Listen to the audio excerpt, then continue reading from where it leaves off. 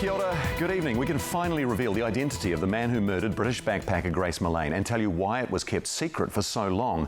This is Jesse Shane Kempson during his first appearance at Auckland District Court. The killer in one of the most high-profile recent murder cases in New Zealand, which also made headlines on the other side of the world. So, why the delay in naming him? Well, the 28-year-old was facing a further 2 trials. And in the past 2 months, Kempson's been found guilty of sexually violating 2 other women he met on Tinder. Kempson was sentenced in February to life in jail with a minimum non-parole period of 17 years for killing Ms Millane on the eve of her 22nd birthday. The Supreme Court today dismissed continued name suppression 2 years after he was first arrested in connection with Grace Millane's death. We have extensive coverage this evening and begin with Laura James. This is Jesse Shane Kempson meeting Grace Millane for the first time outside Auckland's Sky Tower. We've seen these images many times before, but never Kempson's face. This is him shortly after buying drinks at a nearby bar. There were many more drinks, even moments of intimacy. A few hours later, Kempson walking the British backpacker into his apartment building, taking the lift up to his room, where he would then strangle her to death. And if that's not reckless murder in this country, ladies and gentlemen, somebody will have to explain to me what is. The jury agreed, the 28-year-old now serving a life sentence behind bars. If it wasn't Grace, he would have killed someone else. That's my belief.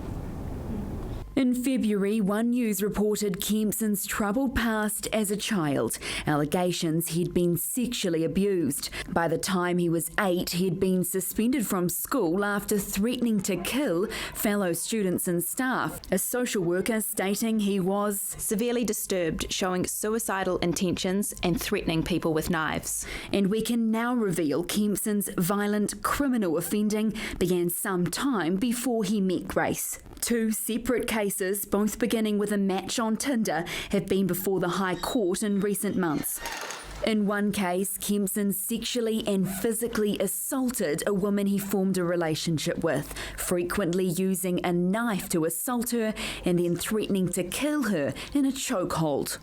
I'm sad and I'm depressed and I'm suicidal from months of abuse by this man. She took a complaint to police, getting a protection order in April 2017. 20 months later, Grace was killed. The woman told the court her world came crashing down all over again with the news the British backpacker was missing. When she saw a blurred image of the man who'd been arrested, her gut told her it was Kempson. Police wanted to speak to her. I didn't want to bring up my past again, but I also wanted the truth to be out about who Jesse is and the pattern of behaviour and how this whole thing could have been avoided. It really could have. I was Grace's voice and I will be Grace's voice. The woman in the other case came forward after seeing Kempson in international media coverage. I recognised the photo on his Facebook page, which was one of the pictures that he had on his Tinder profile. Hearing about Grace, the woman couldn't help but think it could have been her. I just kind of went into like a shocked state and I got scared. A judge found him guilty of raping her on their first and only date. After the verdict, this outburst. You're so full of shit, mate. You have no reason to convict me. You're full of shit. It's been more than 2 years since Kempson was arrested for Grace's murder. And then I put her in the bag.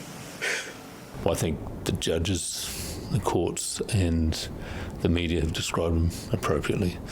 You know, he's callous, narcissistic. He doesn't believe he's done anything wrong and won't admit his guilt.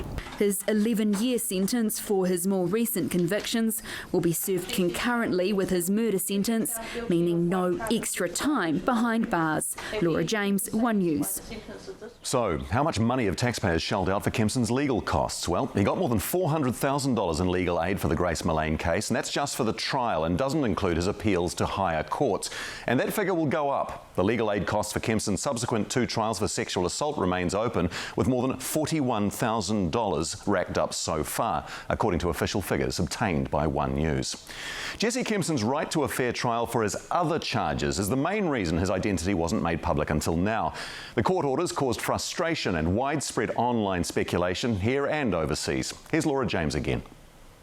Even before we could name this man, a simple Google search revealed his identity. As soon as Jesse Kempson was charged with murder, international press published photos from his social media breaking suppression orders. We have to find a way of calling those folks to account. The fact is that the name suppression orders in New Zealand or any country actually exist all over the world, but they're unable to be enforced. Google searches for Grace Millane killer peaked around the time the 28-year-old was arrested. There was another small spike when he was found guilty of murder, and again earlier this year when he was sentenced to life in prison. This is an interesting case for name suppression because normally you have name suppression in the context of protecting the identity, say, of the victims or the family members of the perpetrator.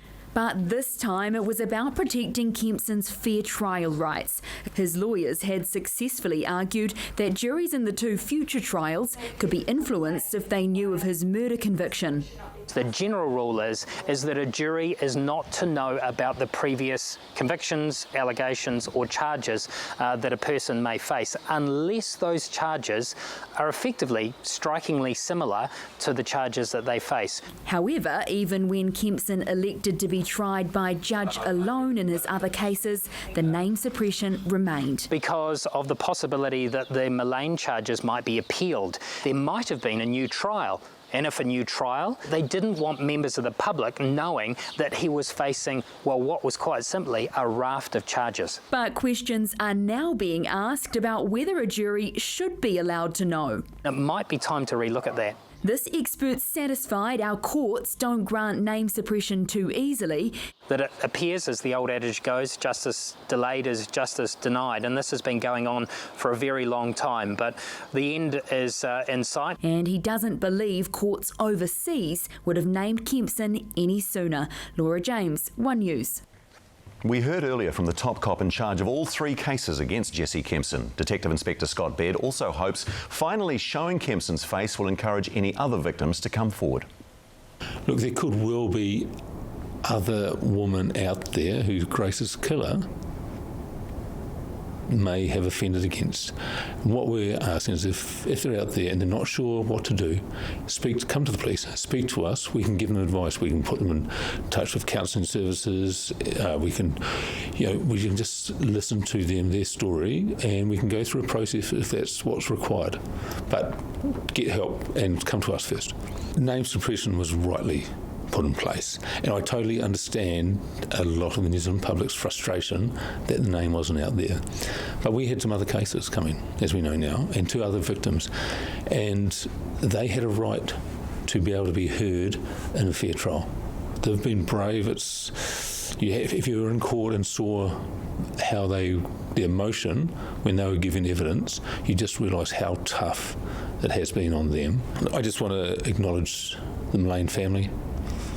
They've gone through a very, very tough and traumatic 2 years. Life will never be the same for them. They'll never have Grace.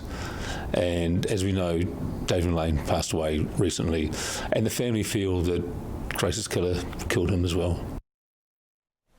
That's Detective Inspector Scott Baird, who became the public face of the police investigation into the Grace Millane case. He also travelled to England to attend her funeral. The veteran officer's been in the police for 40 years. To other news, and a former assistant principal at a well-known school for disadvantaged boys has admitted to sexually abusing children.